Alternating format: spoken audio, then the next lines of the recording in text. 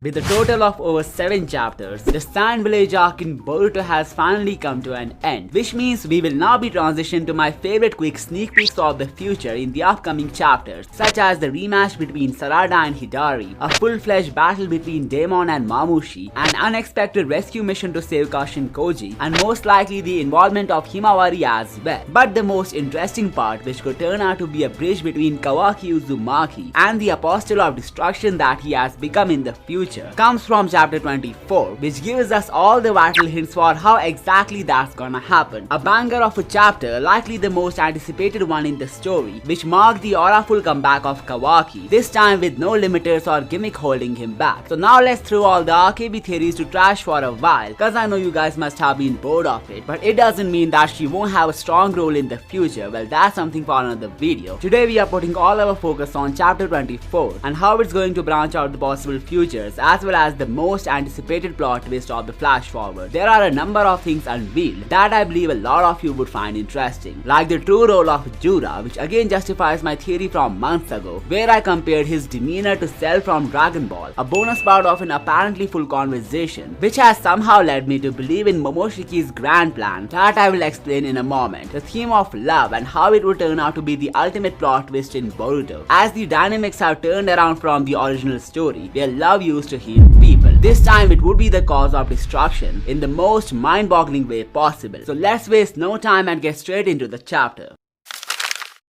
Kishimoto has already been teasing a massive development in Kawaki's journey that would eventually turn him into the apostle of destruction. The unexpected power drawbacks and the whole rant about him being a fraud have officially come to an end with this chapter. We don't even need to look into page 1 to know that, as the cover itself tells a lot about him. With the title saying Kawaki Uzumaki under his new limitless form, it tells quite a few things about his present role in the story. You may have noticed this from his entry from the last chapter too. He has appeared to protect the Leaf Village, a savior that just came around the right time to prevent the situation from going too worse, as Koji had already made it clear that the death of Boruto means there would be little to no hope for the world to save themselves from Jura's wrath. We already know Boruto is on Konoha's side, and while Kawaki wants him dead due to his unpredictable karma, there is still the mutual understanding that he holds, which is to protect the greater good, and that is Naruto and his beloved village. With Kawaki coming as a savior of Boruto, who gets quoted as the star of hope, he indirectly saved the timeline from entering a hopeless phase. This makes one wonder more about the circumstances which push him to destroy the same village that he holds so dear right now. And there are other massive hints in this chapter which kinda explain why that may be the case.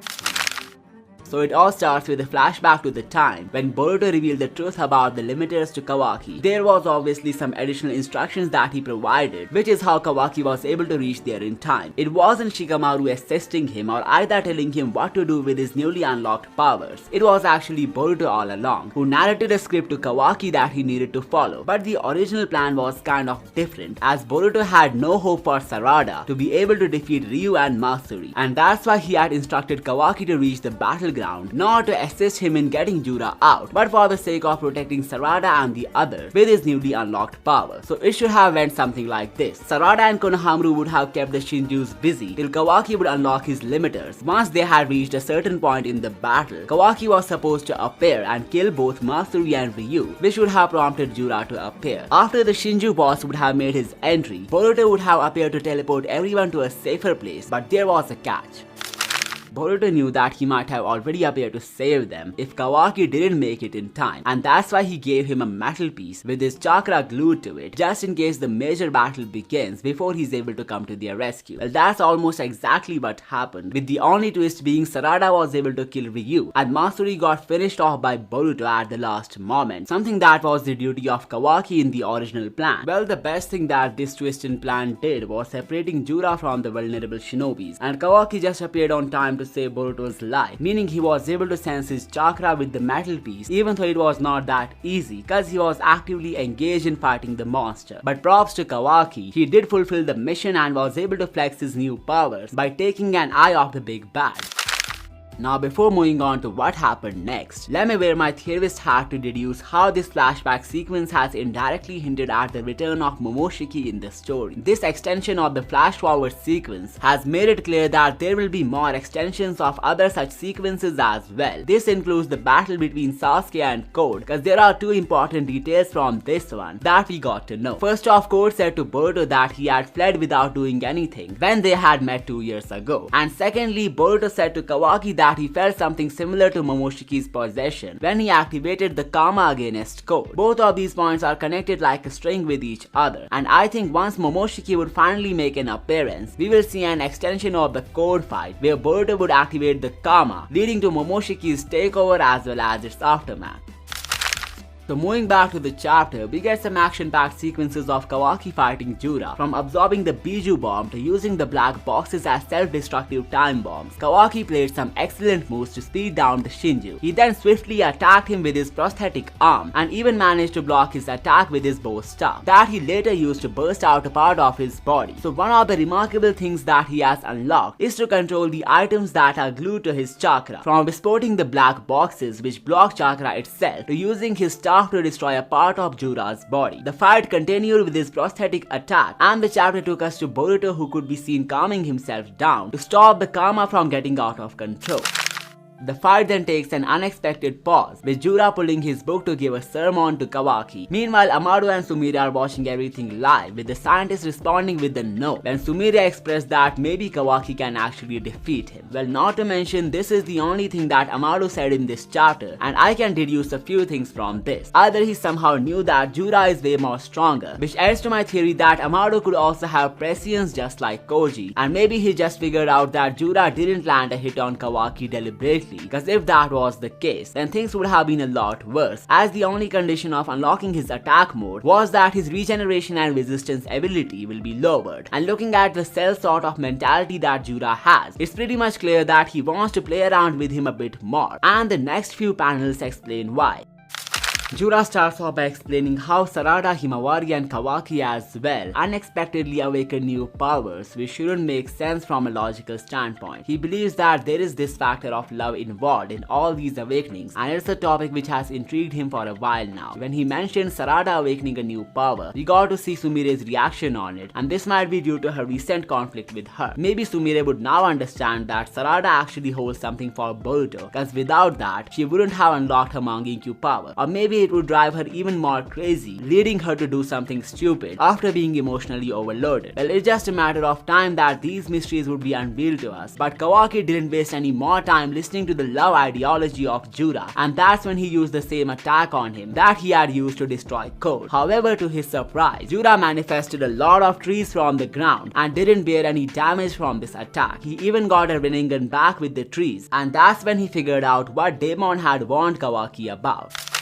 Jura knows that Naruto is alive, which is the main reason why Kawaki is striving so hard to protect Konoha. But he also tells him that since he used to share a bond with the Biju due to this mysterious feeling called love, his instincts want him to devour Naruto just to solve the mystery and get all his answers. So Jura now has not one but two targets. First, it's the wielder of a Biju's power, and second, it's the person who shared a bond with his kind in the past. It adds another layer of interesting conflict between Kawaki and Jura, as the original target hasn't shifted, meaning the stakes are now too high for the good guys to defeat him.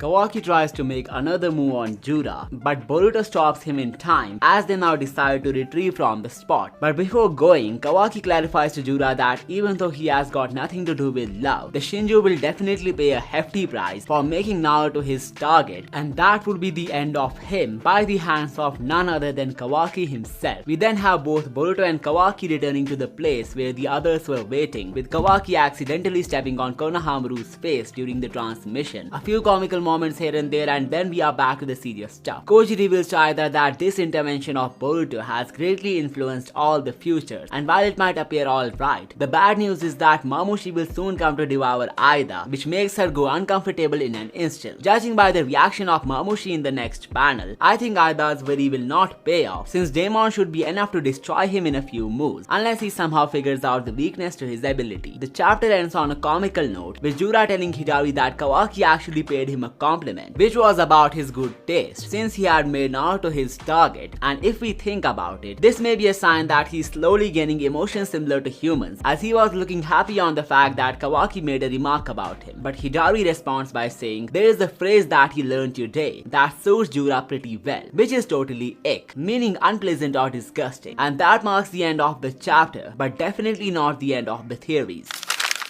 As I said in the beginning, there may be a hint for the flash-forward fight hidden in this chapter, and that may be Jura's attempt to have a philosophical talk with Kawaki. We know Kawaki's ideology will have a change in the future, so what if it's Jura who would manipulate him into becoming the Apostle of Destruction, judging by the fact that he found him interesting, spared his life, and even tried to discuss love with him? Could it be that it will be under his influence that Kawaki will change? It makes sense when you realize how power often brings the strongest down to their knees. If Jura becomes a barrier that he cannot cross, it could be that he will submit to him, and that brings us to how the whole ninja world will get involved into this. Assuming the ideology of the Shinju would actually impact him, then we could dive into the complexities of the predetermined prejudice that Jura has in his mind to get a better picture of how exactly would Kawaki get influenced in the future. It could either be an emotional demand, where Jura would somehow access Kawaki's dimension to devour Naruto, leaving him with no choice but to submit to his will. The demand could be simple: recreate the world in a more meaningful way than simply obliging to the idea of love, which has weakened humanity over the years. And that could be what Kawaki is up to. He's trying to reform the world in the future, or make everyone self-sustainable, capable of fighting huge threats on their own, instead of burdening a few people with the responsibility to protect everyone. Maybe he sent the weak to his dimension, or maybe he is just cooperating with Jura to create an army of the Shinju, cause unlike shinobi, they are more powerful when it comes to defending themselves. And what makes this a strong possibility is the common enemy of both Jura as well as Kawaki, the Otsutsuki clan. There is no way Jura wouldn't hold a grudge against them, since he does have memories of his past life based on how he identified the Senringan. So could it be that the union of Jura and Kawaki is what would lead us to the worst possible future? Well, let me know in the comments below what you think about it. Another huge takeaway from this chapter that I believe could play out too well in the future is the mysterious reaction of Amado when he denied the defeat of Jura even after seeing him in a bad position. Just think about it. He had the Shibai remains for so many years. If he had made so many cyborgs out of it, what makes you think that he didn't put them into himself to unlock some ability? Well, that's where the possibility of a 4D chess game comes into play. Amado, just like Koji, could also have the prescience unlocked. He just cannot catch another user of this ability, since that's beyond his scope of knowledge. We have already seen Koji not being able to catch Kawaki's entry cause he wasn't aware of what Boruto had did. So what if the same is the case with Amado? He's playing the cards too well with his own ability. It's just that he couldn't find a rival in Shinjutsu who's helping the other party from the shadows. You can find out more about this theory in the right video. Also subscribe for more amazing stuff. I will see you next time.